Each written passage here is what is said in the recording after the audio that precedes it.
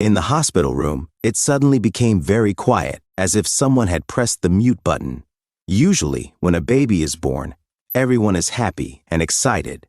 But this time, everything was different. What could be the sad reason?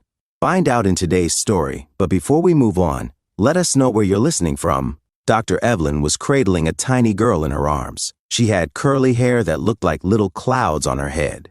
Her appearance was adorable, but her parents did not think so. The baby's parents, Catherine and William, looked at each other with wide, anxious eyes. Their faces were scrunched up as if they had just eaten something very sour. "Is our baby okay?" Catherine asked in a trembling voice. Dr. Evelyn tried to speak in a friendly manner, but she too was a little nervous. "She's perfectly healthy, she just looks a bit different." Catherine and William could not take their eyes off the baby. Their little girl's face was swollen and looked strange. She had odd marks all over her skin, and her hands were slightly twisted. This was not the cute, perfect baby they had dreamed of showing off to their friends.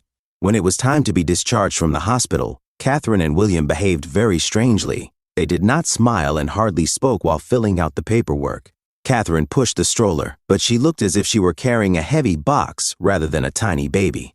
"Let's go home quickly," William whispered, nervously looking around. At home, everything seemed strange and sad. The nursery, which they had decorated in pink and filled with soft toys, now felt too quiet. Catherine set the carry cot on the floor and didn't even pick up the baby. "What are we going to do?" she asked William in a trembling voice. "We can't show her to our friends and relatives. What will they say?" William simply shook his head and left the room. For the next few days, they cared for the baby, but they didn't hug her or sing to her like most young parents do. They didn't even give her a name. 3 days later, Catherine and William committed a truly heartless act. In the middle of the night, when it was already dark outside, they drove to an orphanage. They left their baby right at the gate with a note that said, "We cannot take care of her. Please find her a good home." As they drove away, leaving their baby behind, they had no idea that the little girl they thought was too ugly to love would grow up to become someone extraordinary, and later pay them a shocking visit. The little girl's life in the orphanage was very hard. Because of the way she looked, she was nicknamed the clumsy one and the squinty one. It was difficult for her to eat with forks and spoons because her hands were slightly deformed. But one person at the orphanage, Miss Caroline, saw something special in this little girl. "Listen, darling," said Miss Caroline, hugging the girl tightly. "There's something magical in you. You shine brighter than any star in the sky, and you are more colorful than a whole box of crayons. Don't let anyone make you feel down, okay?" Miss Caroline named the girl Aurora because, in her words, Aurora's smile was as beautiful and bright as a spring field of flowers. As Aurora grew, she became braver and more resilient. When other children said she couldn't do something, she tried her hardest to prove them wrong. She practiced writing for hours until her haphazard scribbles transformed into beautiful letters. While the other children played sports during recess, Aurora invented her own games, in which she truly excelled. She became a champion at hopscotch and shadow tag. But sometimes, life was still hard for Aurora. One day, when she was 8 years old, a new girl named Chloe arrived at the orphanage. When Chloe first saw Aurora's face, she screamed and ran away.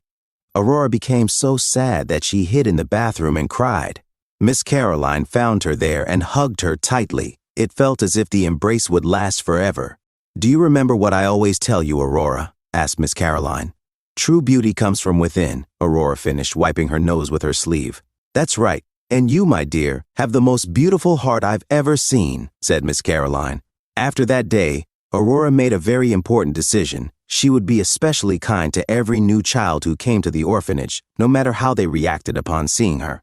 She became like a one-girl welcome committee, always ready to smile widely and greet everyone warmly. When Aurora became a teenager, something amazing happened. She discovered that she was truly talented at creating works of art. She used her uniquely shaped hands to create the most stunning sculptures anyone had ever seen. It seemed as if her hands knew exactly how to knead and mold clay into incredible forms. Her sculptures were a wild blend of people, animals, and shapes, all shimmering with every color of the rainbow. One day, a lady named Mrs. Donovan visited the orphanage. Mrs. Donovan owned a trendy art gallery in a big city. When she saw Aurora's sculptures, her eyes widened to the size of dinner plates. "Oh my goodness," exclaimed Mrs. Donovan. "There's something magical in your art, Aurora. It's as if you're showing everyone how beautiful and amazing it is to be different. Mrs. Donovan offered to organize an exhibition at her gallery in the city. The news spread throughout the orphanage, and Miss Caroline helped Aurora prepare. For several weeks leading up to the show, Aurora worked diligently on new pieces and perfected her existing works. The first art exhibition, titled Aurora, Different, It's Beautiful, was a success. The gallery showcased her colorful sculptures, each telling its own unique story. The exhibition was visited by art critics, local residents, and even a couple of celebrities. Aurora stood next to her creations, both nervous and proud. Throughout the evening, Aurora explained to interested visitors her inspirations and methods. She talked about how her childhood had changed her and how she expressed those feelings through art. Many were moved by her story and the messages embedded in her sculptures. At the end of the evening, a tall lady with purple hair approached Aurora. "Hi, Aurora. I'm Jasmine," the woman said with a smile. "I work for a modeling agency. We like models who look different from everyone else. Like you, we believe that being different is beautiful. I think you are perfect for us." Aurora's jaw dropped. Her, a model. It seemed as impossible as an elephant doing a somersault. But then she remembered that Miss Caroline had always spoken of her inner light. Taking a deep breath, she straightened up. "Okay," Aurora said in a quiet but determined voice. "I'll do my best." What happened next was the most incredible and unexpected story of all. Aurora participated in photo shoots where she was dressed in the most fashionable clothes imaginable. She strutted down the runways as if she owned the stage. She even graced magazine covers. People around the world fell in love with Aurora's unique image. She made many others feel that they too were different from everyone else. When Aurora turned 18, she realized it was time to leave the orphanage and start an independent life. Under Miss Caroline's guidance, she found her first apartment. It was small, but it was hers, a place where she could sculpt, draw, and create. Being famous wasn't always easy.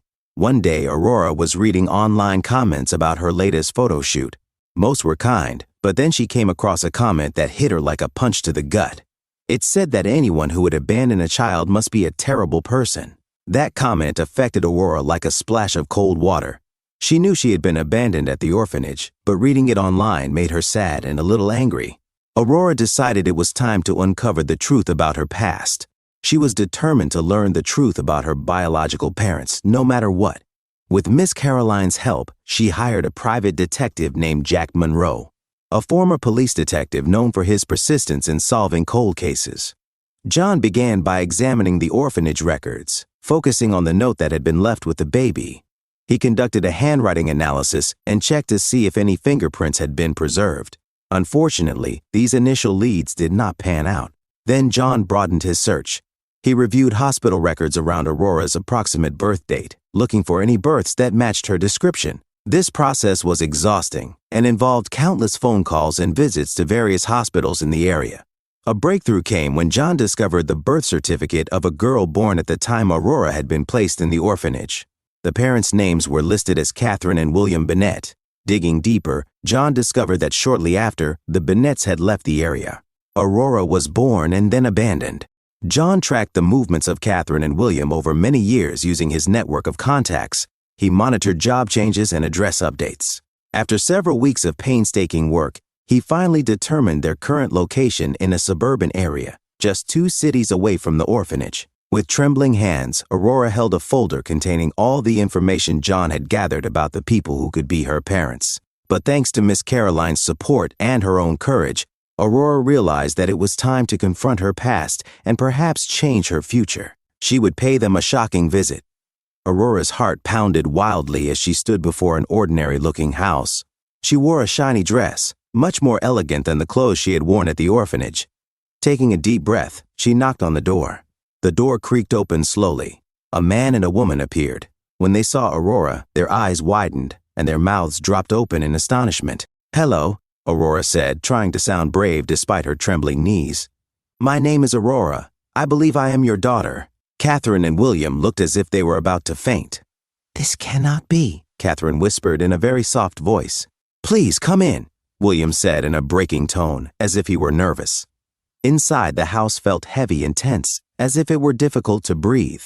Every wall was adorned with family photographs, but none of them featured Aurora. That broke her heart. "We did something truly terrible," Catherine said.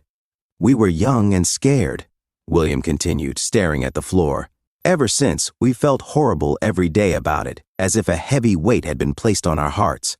Aurora took a deep breath. She was angry, but then she remembered all the love she had received from Miss Caroline, Mrs. Donovan, and others who knew how special she was.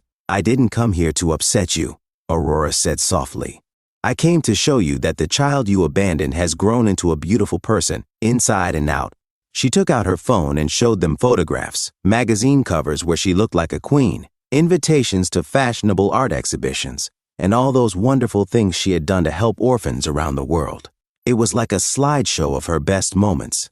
Catherine and William were at a loss for words. They stood motionless like statues, staring at the phone screen. They felt so embarrassed, as if they wanted to disappear. We don't deserve your forgiveness, William finally uttered in a trembling voice. Aurora smiled gently, like sunshine after a rainy day, and said, Forgiveness isn't about who deserves it. It's about healing. It's like placing a bandage on a heart, and I've worked very hard to get here. As Aurora was about to leave, she looked back at her biological parents and said, I now have a wonderful family, people who decided to love me. But if you want, we could get to know each other better. Catherine and William nodded through tears. Aurora left the house feeling strong and proud, like a warrior who had just won a great battle. She had faced her past and become even stronger. Back at her apartment, Aurora called Miss Caroline. How did it go, darling? Miss Caroline asked, her voice warm and soothing like a hug. Aurora smiled, tears of happiness streaming down her face. Everything went as it was meant to be. Thank you, Miss Caroline, for believing in me even when I didn't believe in myself. Oh, my dear girl. Miss Caroline laughed. You are the one who taught all of us to see the beauty in being different. Dear viewers, have you ever judged someone solely by their appearance? Please share your thoughts in the comments. And if you enjoyed this video, please like it and subscribe to our channel. Thank you.